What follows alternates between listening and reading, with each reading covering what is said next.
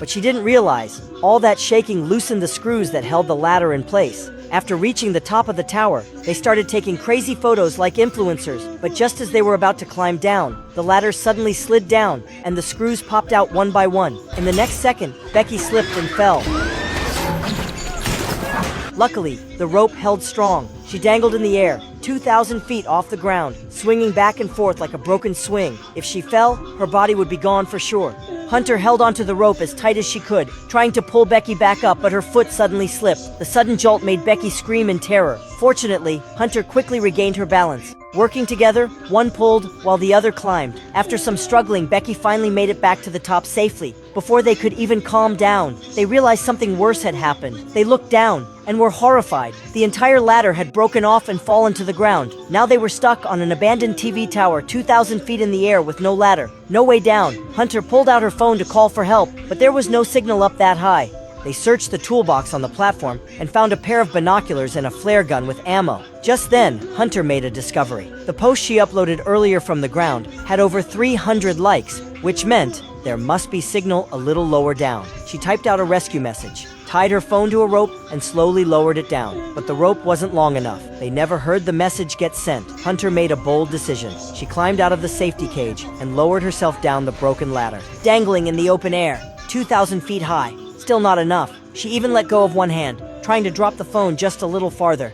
Becky could barely breathe from the stress. Hunter was also running out of strength, but still, no signal. She had to climb back up. Then Becky had an idea. If the ground had signal, why not send the phone all the way down? Hunter agreed. She put the phone inside her shoe, then took off her bra and wrapped it around the phone like a cushion. They tossed the shoe down from 2,000 feet, hoping the bra would protect it from the fall. But they had no way of knowing if it survived, so they waited and waited. Hours passed. Still, no rescue. Clearly, the phone had been smashed on impact. Just when they were about to lose all hope, Hunter spotted someone at the bottom of the tower through the binoculars. The two girls got super excited and started shouting for help as loud as they could, but they were way too high up. The man below didn't hear a thing. Worse, he started walking away. Becky quickly took off her shoe and threw it down. It landed hard on the ground, but the man didn't notice. She threw the other one. This time, it hit a metal beam and made a loud noise. The man turned and looked around. He picked up the shoe, but strangely, he never looked up. After seeing no one around, he casually tossed the shoe aside and walked away. The girls were completely devastated. Becky grabbed the flare gun, ready to fire, but Hunter stopped her. The sun was too bright. A flare would be hard to see during the day. Then Hunter spotted an RV nearby. She guessed the man had come for camping and probably wouldn't leave too soon. Becky agreed to wait, and finally, night came. They aimed at the sky and fired the flare gun. The bright light lit up the night. Sure enough, the man noticed the flare. Through the binoculars, they saw him looking up at the tower. Hunter and Becky were overwhelmed with joy. They thought, finally, rescue was coming. But what happened next shocked them to the core. They saw the man walking toward their truck, holding a metal rod. He smashed their car window without hesitation. The girls stomped their feet in panic from above. Then he opened the door and got inside. The engine started. He was stealing their car. The two girls could only watch as their last hope disappeared into the distance, left stranded on top of a 2,000-foot tower, feeling more hopeless than ever. Now all they could do was pray the thief had a conscience and might call for help after all.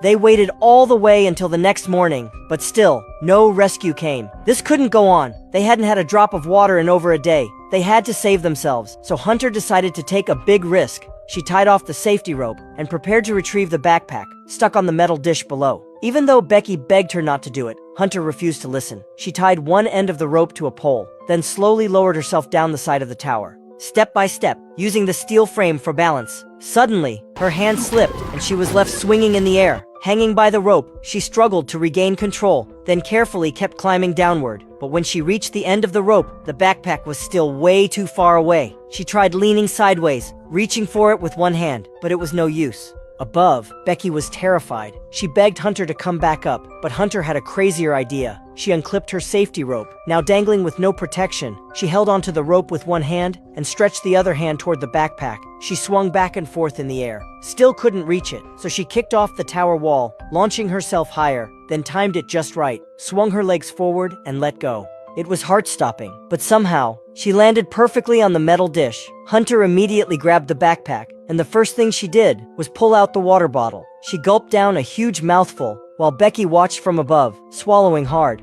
They had the backpack now, But how would Hunter get back up? She slowly stood up, steadying herself on the tower, trying to get as close to the rope as possible, then carefully reached out her right hand, but it was just out of reach. Then she had a bold idea. She stepped back, pulled out her selfie stick from the backpack, using it to hook the rope loop. She extended her arm, trying to hang the backpack on the rope loop, but it was too heavy. She tried again and again. Nothing worked. Just as she was about to give up, she finally managed to hook the bag onto the loop that gave her just enough length to grab it. Hunter crouched down, focused her eyes on the backpack, then jumped. She caught it mid-air. Becky gasped in shock from above, then quickly grabbed the rope and pulled with all her strength. Meanwhile, Hunter climbed fast, hand over hand, leg over leg. Soon, she was just below the top of the tower. Now she only needed to grab the last bit of ladder, and she'd be safe. But right at that moment, something went wrong. Hunter's arms gave out. She lost her grip and began to fall. It all happened so fast, Becky stood frozen in horror.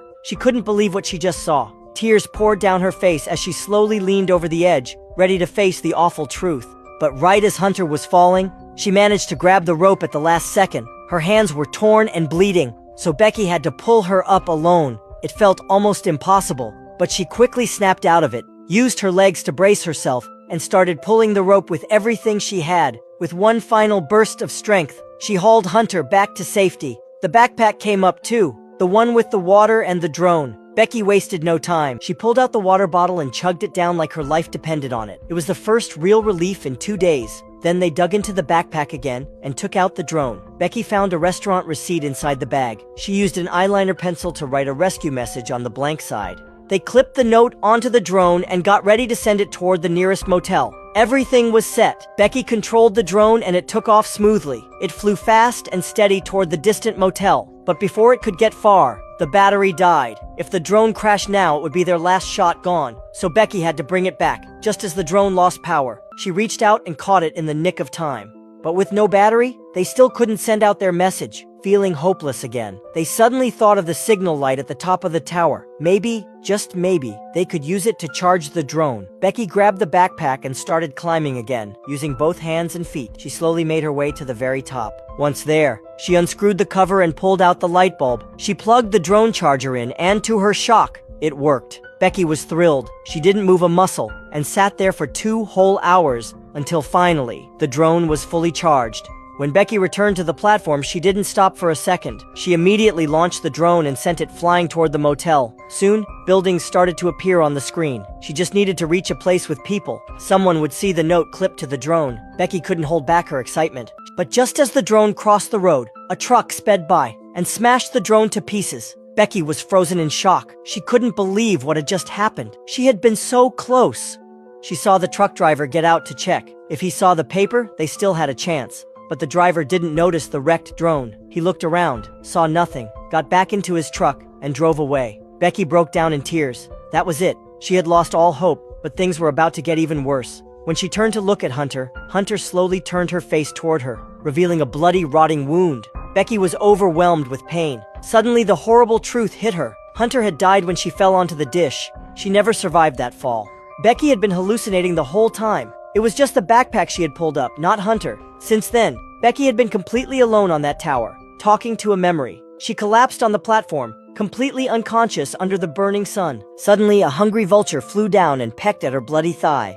But Becky quietly opened her eyes, locked her gaze on the bird and grabbed it by the neck. The vulture struggled violently, but Becky, starving and furious, managed to wrestle it down. Then, she started eating it raw. She didn't care. She only had one thought left: survive, no matter what. After eating, Becky untied the safety rope. She climbed down the remaining ladder section and clipped the rope to the lowest bar. Then she dropped the rest of the rope, grabbed it, and began sliding down, fast. This time there was no hesitation. Her moves were sharp and confident. She reached the end of the rope in no time, unclipped the lock, and jumped onto the dish. She looked at Hunter's decaying body and felt a flood of emotions, but what she did next was even more unbelievable. She typed a message to her dad, asking for help, even though there was still no signal. Then she took off Hunter's shoe, put the phone inside, and pushed it deep into Hunter's stomach through the wound. With everything in place, Becky gave the body one hard push and sent it falling 2,000 feet to the ground. With the flesh and shoe cushioning the fall, the phone would survive, and when it hit the ground, the signal would come back,